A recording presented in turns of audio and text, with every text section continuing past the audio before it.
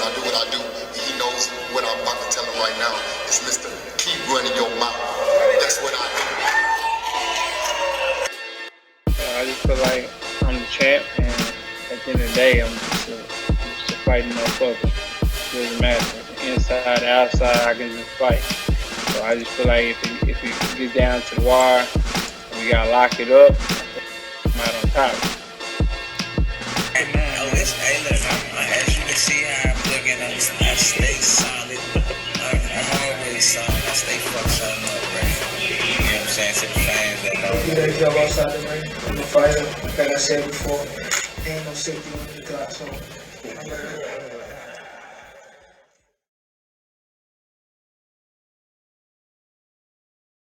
When I was a casual, I thought as a casual, I spoke like a casual, and I looked at boxing like a casual. But when I became a hardcore, I put away all those casual things. This is Michael Rogers, and welcome to Bodywork Boxing. Let's get into some bodywork.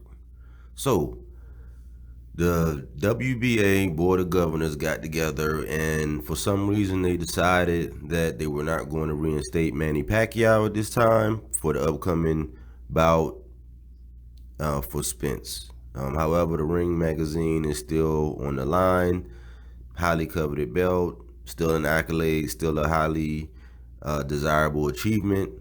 I guess they figured that the ripple effect that it would have on Dennis Ugas, who was elevated to the super after Pacquiao was stripped due to inactivity, and it also would impact Jamal James, and it would just have to be a whole bunch of cleanup.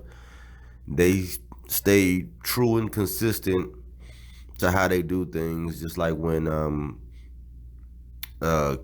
Keith Thurman got stripped due to inactivity. So, it's commendable that they stay consistent, because we see some of the things that actually happened, especially down there at the 135 with the WBC. However, what does this mean? It means nothing. This is a legacy fight that everybody wants to see between a legend in Pacquiao and an up-and-coming great fighter in the making with Errol Spence. Okay? So all it really means is that it's going to be more street sweeping for Errol, because like he said, he's going to clean up his side of the street, then he's going to walk across the street and he's going to holler at Bud, which is the last piece. Now, the implications of this means that your Dennis Ugas will still have the super. So he still has the belt, which would be the third out of the four pieces that split up right now, two with Errol, with the IBF and the WBC, and one with Bud, who has the WBO. So that'll be the last piece that your Dennis Ugas has, and a lot of people are coming up with scenarios as to how this is going to work. Some people saying that Mikey Garcia is going to step in and try to get with Ugas. We already know that Keith Thurman was trying to entice Ugas. For some strange reason, I don't know why your Dennis Ugas went on basically a world tour with the belt and he didn't defend it. I would have been trying to defend that belt so fast to stamp it in, but however, thankfully the WBA, I guess, is consistent, and it just means more heavy lifting for Earl, Not that I don't believe that he's overlooking Pacquiao the way Thurman did. When he went into the Pacquiao fight, he was very disrespectful, calling the man alligator arms, and I don't think he took it the way, he didn't take the lead up to that fight as serious as he should have. And plus he had came off, questionable performance.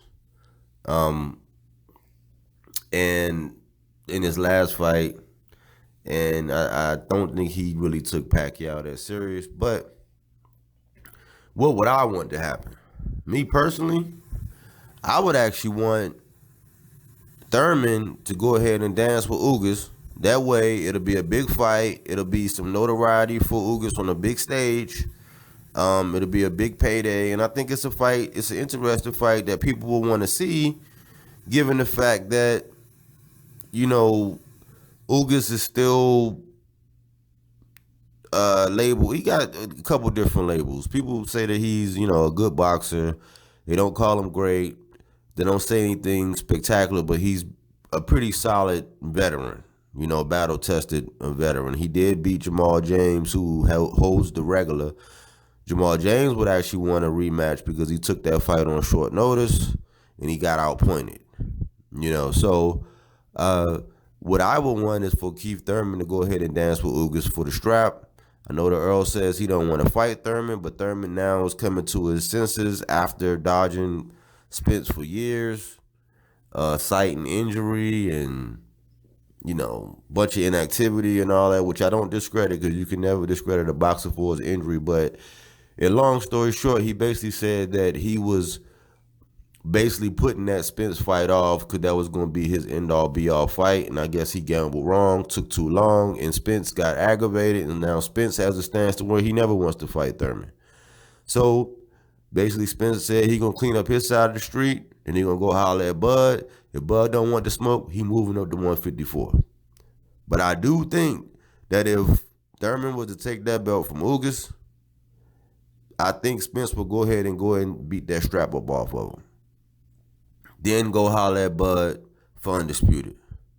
Another scenario, which a lot of people are already Xing out because of what they speculate as Bud's next couple fights, which I don't know, is that Bud can go do the dance with Ugas and take the strap. That way they'll both come to the table with 2-2 outside of the ring strap. Whoever, wins the Manny Pacquiao and Spence fight, they'll have that. But it'll be 2-2, and we'll get the matchup that everybody want to see. It's getting very interesting, but in a perfect world, I would say Thurman, go ahead and dance with Ugas. The winner of that will fight Spence. It'll be 3 straps. Bud will have his last strap. And then we can get undisputed at 147. Somebody called me a dreamer for citing that, saying that I was in a daze, in a trance, fanboy, whatever they want to say. But in a perfect world, that's what I would want to see, because Thurman, even though he did suffer his loss, he suffered a loss to Manny Pacquiao, which is a legend. So I do think that he kind of deserved to be in the running, and I'm giving him benefit of the doubt for being sick, being hurt, being injured, whatever you want to call it.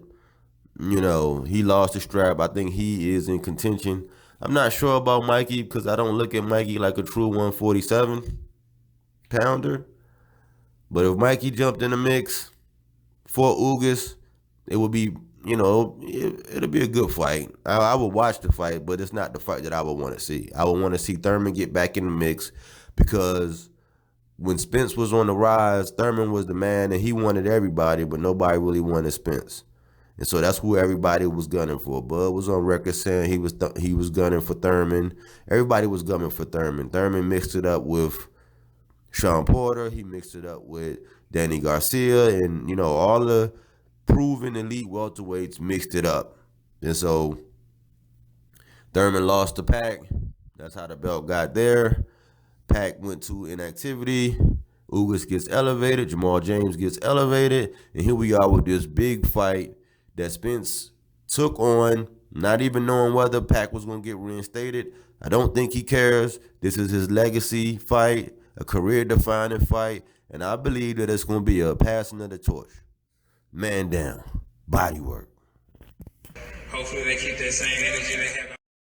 Are you not entertained? Are you not entertained?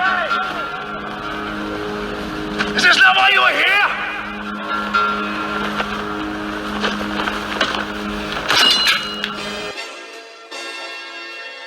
My word, and I do what I do. He knows what I'm about to tell him right now. It's Mr. Keep running your mouth. That's what I do. I just feel like I'm the champ, and at the end of the day, I'm just a fighting motherfucker. It doesn't matter. Inside, outside, I can just fight. So I just feel like if it gets down to the wire, and we gotta lock it up, I'm out on top. Hey man, hey look, as you can see how I'm looking always something. I stay fucked something up, bro. You know what I'm saying? To the fans that don't They do their job outside the ring. I'm a fighter, like I said before. There ain't no safety on the clock, so I'm gonna do it.